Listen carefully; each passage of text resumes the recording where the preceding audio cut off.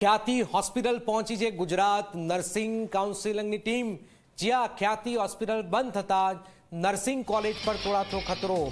Gujarat nursing કાઉન્સિલમાં લેવાયો નિર્ણય, hospital શરૂ નહીં થાય તો વિદ્યાર્થીઓના અભ્યાસ પર સવાલ છે। હોસ્પિટલ બંધ હોવાના રિપોર્ટ નર્સિંગની ટીમ બોર્ડને કરશે। પ્રથમ વર્ષમાં જ એડમિશન લીધેલા વિદ્યાર્થીઓના એડમિશન રદ થશે। બીજા અને ત્રીજા વર્ષના વિદ્યાર્થીઓ અન્ય કોલેજમાં ટ્રાન્સફર કરશે। ખ્યાતિ નર્સિંગ કોલેજનો આખરી નિર્ણય કાઉન્સિલિંગ બોર્ડ લેશે। ખ્યાતિ હોસ્પિટલ સામે અનેક સવાલો છે અને સવાલોની વચ્ચે હજુ પણ ચાર જે નરાધમો છે ફરી રહ્યા છે।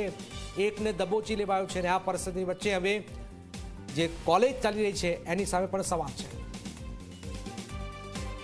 હોસ્પિટલનો જે વિવાદ ચાલે છે જેને લઈને ખ્યાતિની જે નર્સિંગ કોલેજ છે એની પેરેન્ટલ હોસ્પિટલનો પ્રશ્ન ઊભો થશે, જેને લઈને તાત્કાલિક બોર્ડ દ્વારા આ એક ટીમને ખ્યાતિ નર્સિંગ કોલેજ ખાતે મોકલવામાં આવી અને તેના પ્રિન્સિપાલ સાથે ખ્યાતિ હોસ્પિટલ ખાતે મુલાકાત લીધી।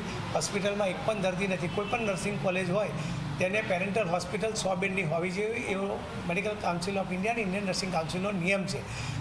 વિદ્યાર્થીઓના પ્રેક્ટિકલનો પ્રશ્ન ઊભો થાય જેથી ટીમ દ્વારા કોલેજ ખાતે અને હોસ્પિટલ ખાતે તપાસ કરતાં હોસ્પિટલ હાલ ખાલી હોય જેથી જનરલ બોર્ડમાં રિપોર્ટ કરવામાં આવશે અને તે રિપોર્ટ રાજ્ય સરકારને પણ કરવામાં આવશે। પ્રથમ વર્ષના વિદ્યાર્થીઓના અભ્યાસનો ખૂબ મોટો પ્રશ્ન ઊભો થશે પેરેન્ટલ હોસ્પિટલ બંધ હોવાને કારણે। નવી હોસ્પિટલ જો એમને બતાવી હોય તેની પણ એક ખૂબ લાંબી પ્રક્રિયા છે, તે પણ રાજ્ય સરકારની પરવાનગી લેવી પડે, જેથી આ બોર્ડને અમે રિપોર્ટ કરશું કે આ હોસ્પિટલ તદ્દન બંધ હોય ને વિદ્યાર્થીના અભ્યાસનો પ્રશ્ન ઊભો થશે, જેથી પ્રથમ વર્ષના વિદ્યાર્થીના એડમિશન અંગે કમિટી રાજ્ય સરકારને અને એડમિશન કમિટીને જાણ કરશે। બાયોફ્યુઅલ